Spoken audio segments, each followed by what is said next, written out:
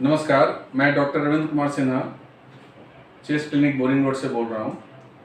आज से कुछ दिन पूर्व ट्यूबरकुलोसिस से संबंधित कुछ जानकारियाँ दर्शकों के साथ मैंने बांटी थी और आज मैं ट्यूबरकुलोसिस से संबंधित कुछ अन्य जानकारियाँ जैसे ट्यूबरकुलोसिस का डायग्नोसिस या निदान कैसे करते हैं और उसका इलाज कैसे करते हैं, इस पर कुछ बातें करूँगा। जैसा कि मैंने पहले बताया था कि ट्यूबरकुलोसिस एक माइकोबैक्टीरियम ट्यूबरकुलोसिस नाम के बैक्टीरिया से होता है, जो खासकर फेफड़े के जो मरीज होते हैं टीबी के, उनके खांसने से वो हवा में फैल जाता है और अगर कोई स्वस्थ व्यक्ति उसके संपर्क में आए जो बैक्टीरिया हवा में फैल रहा है, उनके सांस में चला जाएगा और उससे फिर उस स्वस्थ व्यक्ति को टीबी हो जाने की संभावना रहती है। तो एक चीज़ ये थी।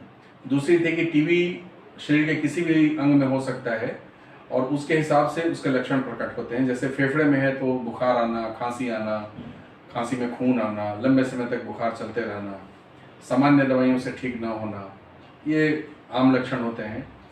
अगर ब्रेन में है या माथे दिमाग में टीबी चला जाए तो मरीज को मिर्गी के झटके, बुखार, सर दर्द, उल्टी, इस तरह से चीज़ें होती हैं। हड्डी में हो तो हड्डी की टीबी में हड्डी में दर्द होगा, वहाँ घाव बन सकता है, पस बन जाता है। इसी तरह पेट में हो जाए तो पेट में दर्द होगा, बुखार लगेगा, पेट में पानी जमा हो जाना, पेट में गिल्टी बन जाना या गले में गिल्टी बन जाना इत्यादि इस तरह की चीज़ें मरीज को हो सकता है, जो किस अंग में उसको टीबी का कीड़ा किस अंग को प्रभावित कर रहा है उसके हिसाब से उसके लक्षण होते हैं। अब डायग्नोसिस में ऐसा है कि सबसे जो हमारे पास जो टीबी के सबसे ज़्यादा मरीज हैं वो हैं फेफड़े के। फेफड़ों में जैसे टीबी हो जाए तो उसमें आपको लक्षण तो वही है कि खांसी होगा, लंबे समय तक बुखार लगते रहेगा, खांसी में खून आ सकता है, बलगम आ सकता है, या कई बार छाती में फेफड़ों के बाहर एक झिल्ली होती है, प्लीवरा जिसे कहते हैं, उसमें पानी जमा हो जाता है, तो वहाँ से दर्द भी हो सकता है। अब डायग्नोसिस में हम लोग ये करते हैं कि सबसे जो आम चीज़ है, जैसे हम फेफड़े की टीबी की बात कर रहे हैं तो उसमें सबसे ज़रूरी जांच जो होता है वो है चेस्ट एक्सरे। साधारण सा चेस्ट एक्सरे करेंगे तो उसमें टीबी का जो घाव होता है या पानी जमा है फेफड़ों में वो दिख जाता है। और दूसरा होता है कि आप खखार अगर पेशेंट को आ रहा है, बलगम आ रहा है, तो उसका खखार जमा कर लें 24 घंटे का, 3 अलग अलग डब्बों में जमा कर लें और रोज़ का उसको जांच में दे दें, जिसमें कि खखार में टीबी का कीड़ा आ रहा है कि नहीं उससे पता चल जाता है। आजकल नई विधाएं भी आई हैं डायग्नोसिस में, खासकर खखार के लिए, जिसको जीन एक्सपर्ट या सीबी नेट टेस्ट बोलते हैं।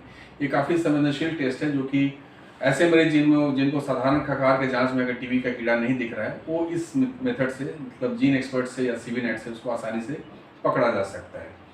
कई बार होता है कि जैसे इसमें भी अगर बहुत नहीं समझ में आए तो सीटी स्कैन चेस्ट करा के देखना पड़ सकता है। आजकल एक ब्रोंकोस्कोपी, जिसको आम भाषा में हम लोग दूरबीन बोलते हैं, उसको भी फेफड़ों में डाल के जहाँ बलगम या जो टीबी का घाव है वहाँ से उसको सैंपल हम उठाकर उसको फिर जांच में देंगे, माइक्रोस्कोप से देखेंगे, तो उससे भी टीबी हमारी उसका डायग्नोसिस उसका हो सकता है।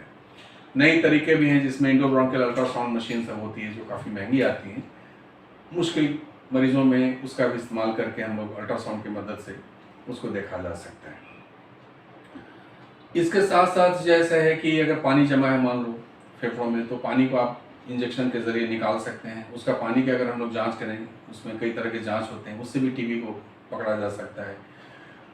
गले में अगर गिल्टी हो जाए तो उसका सिंपल जांच है, FNAC बोलते हैं, जिसमें सुई, साधारण सुई डाल के उसका गिल्टी का सैंपल आप लेकर उसको माइक्रोस्कोप में देखें, तो उससे भी पता चल जाता है कि टीबी है कि नहीं है। और अन्य तरीके हैं, जैसे मान लीजिए किसी को ट्यूबरकुलस मेनिंजाइटिस है, ब्रेन की टीबी हो गई, या जिसको रीढ़ की हड्डी में पानी आ जाना बोलते हैं, तो उसको आप मरीज को आप रीढ़ की हड्डी से पानी थोड़ा निकाल लें, उसको जब जांच में देंगे उससे भी टीबी पकड़ी जा सकती है।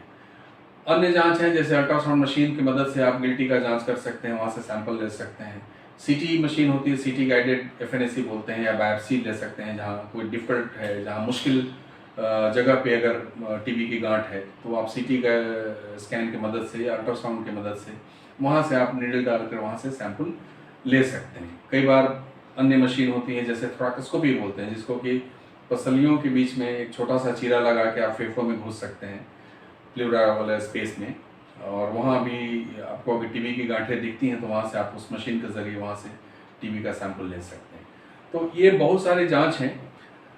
अगर संक्षेप में कहें तो सबसे साधारण जो जांच है वो एक्सरे है। आजकल CT स्कैन भी बहुत आम है, तो उससे है। खखार का जांच है, पानी का जांच है, जो फेफड़ों में पानी हो या रीढ़ की हड्डी में पानी हो, या सीटी या अल्ट्रासाउंड के मदद से जहाँ गांठें दिखती हैं वहाँ से जाकर नीडल से हम उसका सैंपल निकाल कर उसको माइक्रोस्कोप में देख के सीबी नेट या जीन एक्सपर्ट जांच करा के टीबी का निदान कर सकते हैं। और दूसरी जो चीज़ है वो है कि इसके इलाज में, जो कि आम दर्शकों के लिए सबसे ज़्यादा महत्वपूर्ण है, इस पर मैं बातें कर रहा हूँ। ऐसा है कि टीबी की मुख्य 4 दवाइयाँ होती हैं, रिफेम्पिसिन, आईएनएच, पाइरिजानामाइड और इथेम्बिटॉल। ये 4 दवाइयाँ जो हैं, जो आप टैबलेट्स या कैप्सूल के रूप में आती हैं, जिसको आप खा सकते हैं। और एक 5वीं दवा होती है स्ट्रेप्टोमाइसिन, जो इंजेक्शन के रूप में आती है। ज़्यादातर मरीजों को ये 4 दवाइयाँ ही चलती हैं शुरू में, जो टैबलेट्स और कैप्सूल के रूप में आती हैं। इसमें ध्यान देने वाली बात सबसे ज़रूरी ये है कि ये चारों दवाइयाँ एक साथ खाली पेट खानी चाहिए, तब ये ज़्यादा कारगर होती है। कई बार लोग क्या होता है कि एक दवा खाली पेट खा लिए, दूसरा दवा 1 घंटे के बाद खाए, फिर तीसरा 2 घंटे के बाद खाए, चौथी दवा को फिर 2 घंटे के बाद खाए, तो इससे दवा जो है असरकारक उतनी नहीं रहेगी। तो ये मैं कहना चाहूँगा ज़ोर देकर कि टीबी की चारों दवाइयाँ एक साथ सुबह में खाली पेट खा लें। चारों दवाइयाँ खाकर उसके बाद कम से कम 45 मिनट से 1 घंटे तक कुछ नहीं खाना है। चारों दवा आप खाली पेट खाएं सादे पानी के साथ, फिर 1 घंटे तक कुछ नहीं खाएं, तब वो दवाइयाँ ज़्यादा कारगर होती हैं। दवा खाने से एक रिफेम्पिसिन जो दवा होती है, उससे पेशाब का रंग, थोड़ा पखाने का रंग भी हल्का नारंगी रंग या लाल रंग का आता है। उसे डरने की आवश्यकता नहीं है, वो पेशाब का रंग बदल जाता है दवा खाने से। जब आप दवा बंद करेंगे तो वापस वो फिर नॉर्मल जो सामान्य कलर होता है वो होता है, आ जाता है।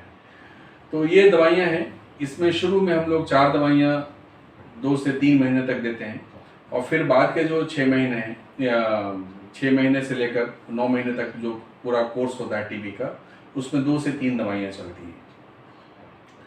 इसमें ध्यान देने वाली बात यह है कि कम से कम आपको टीबी की दवा 6 महीने जब खाएंगे तभी ये ठीक होगा।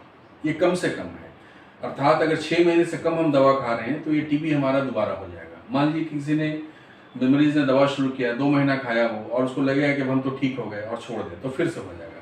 यहाँ तक कि 5 महीने दवा खा के भी अगर टीबी की दवा आप छोड़ते हैं तो दोबारा टीबी आपको पलट जाएगा, पलट के फिर हो सकता है। इसलिए कम से कम आपको 6 महीने लेना है।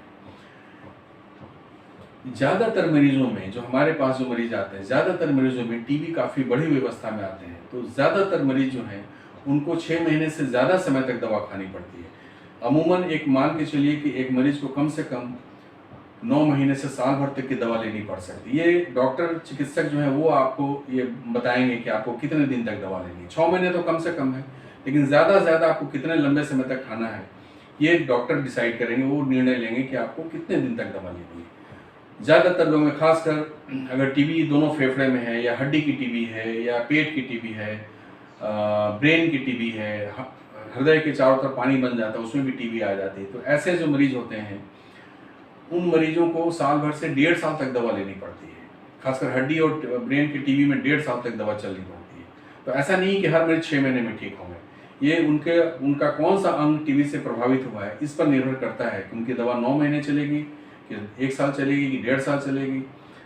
तो ये निर्भर इस पर करता है कि आपको टीबी किस अंग में लगा है। लेकिन 6 महीने से कम अगर खाते हैं तो ये टीबी आपको कभी नहीं ठीक होना है, उससे कम से कम 6 महीना तो कम से कम है।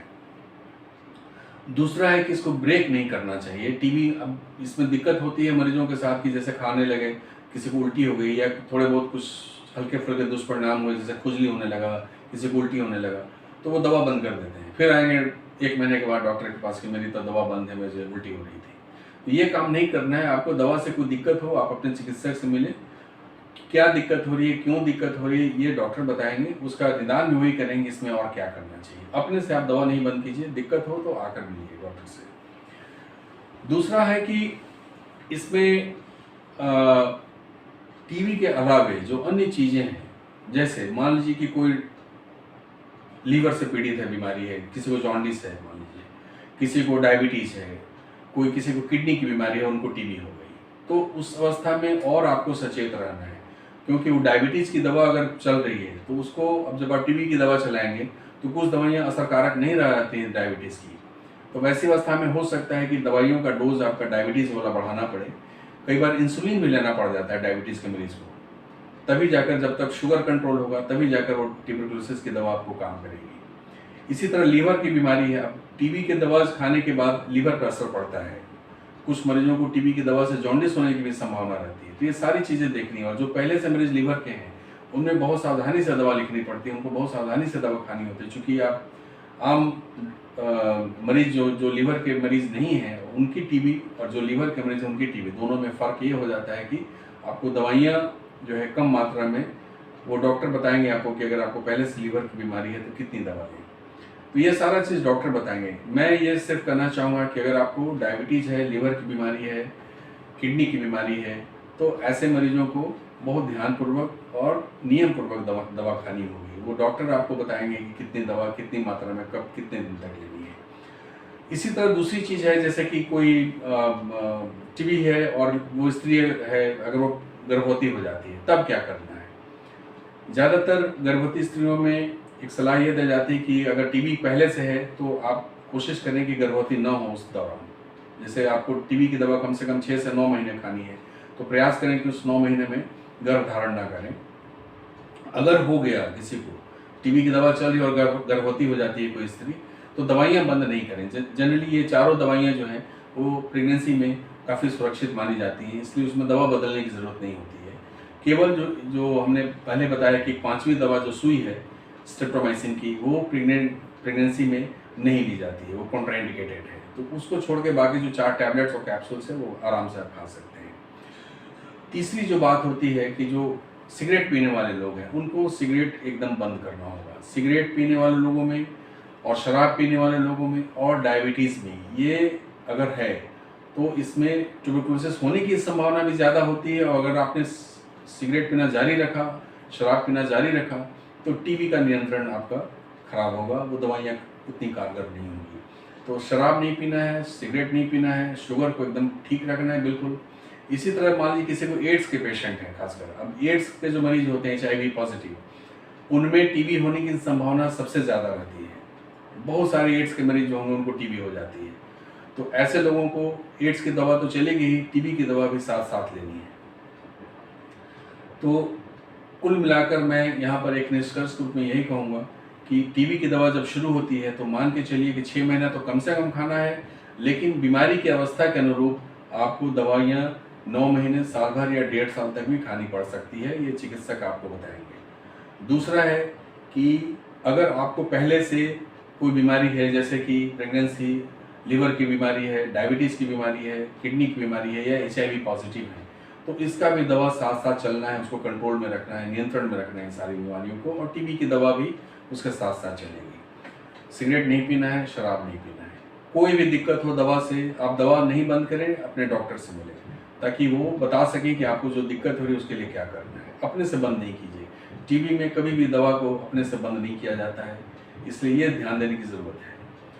तीसरी जो बात जो मैं कहना चाहूँगा कि बहुत सारे आजकल ऐसे मरीज आ रहे हैं जिनमें ये जो दवाइयाँ, जो शुरू की दवाइयाँ जिसे फर्स्ट लाइन ड्रग्स कहा जाता है, प्रारंभिक जो 5 दवाइयाँ हैं जो काफ़ी असरकारक और कारगर हैं, ये दवाइयों से रेजिस्टेंट हो जाता है। खासकर रिफैम्पिसिन की दवा और आइनेस दवा अगर रेजिस्टेंट हो जाए, मतलब ये ट्यूबरकुलोसिस की बैक्टीरिया पे कारगर न रह जाए, तो वैसे ट्यूबरकुलोसिस के पेशेंट को कहा जाता है मल्टी ड्रग रेजिस्टेंट ट्यूबरकुलोसिस।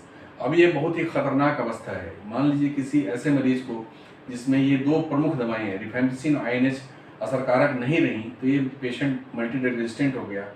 कुछ ऐसे भी मरीज हैं जिनमें 3 या 4 ड्रग दवाइयाँ जो है वो असरकारक नहीं रह जाती हैं, असरहीन हो जाती हैं, तो वो XDR बोलते हैं, एक्सटेंडेड ड्रग रेजिस्टेंट ट्यूबरकुलोसिस। ये और भी खतरनाक अवस्था है।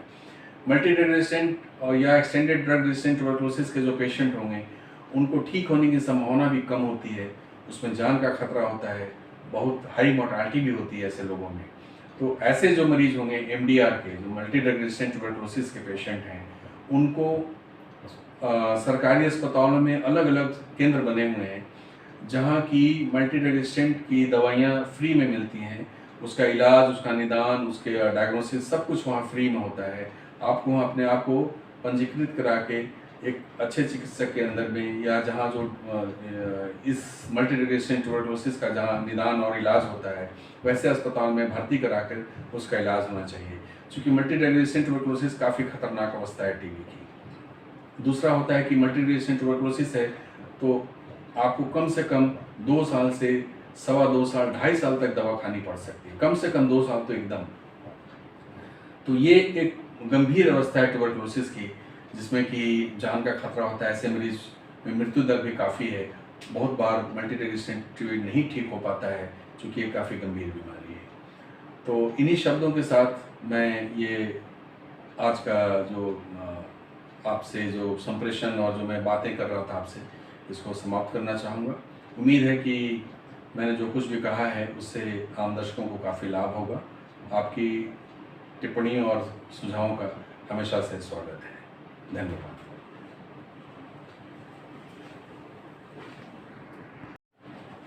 आम दर्शकों को मैं यह बता दूं कि 24 मार्च को वर्ल्ड ट्यूबरकुलोसिस डे है। इस दिन को हम लोग इसलिए मनाते हैं कि आम जनता और चिकित्सकों के लिए भी ये ज़रूरी है जानना कि टीबी चूँकि भारत में बहुत ही एक आम बीमारी है, काफ़ी गंभीर बीमारी है। बहुत सारे लोग टीबी से मरते हैं अभी भी भारतवर्ष में, जबकि दवाइयाँ काफ़ी कारगर हैं, फिर भी ये होता है। तो ये एक जागरूकता हम सब लोगों के बीच जानी चाहिए कि टीबी के जो मरीज हों उनका इलाज जल्दी से जल्दी हो, मरीज़ इलाज में देरी ना करें, नियम पूर्वक दवाइयाँ खाएं। और जो मैंने जैसे पहले बताया कि अगर उनके साथ और कोई बीमारी है तो उसका भी इलाज साथ साथ चलते रहना चाहिए। आप कहीं भी, खासकर जो फेफड़े के जो मरीज़ हैं टीबी के, वो कहीं भी खांस के थूके नहीं, वो मुंह पे कपड़ा रख के खांसे या नाक मुंह बंद करके खांसे। उनको थोड़ा सा सावधानी बरतने की ज़रूरत है कि ताकि उनसे दूसरों को बीमारियाँ नहीं फैलें।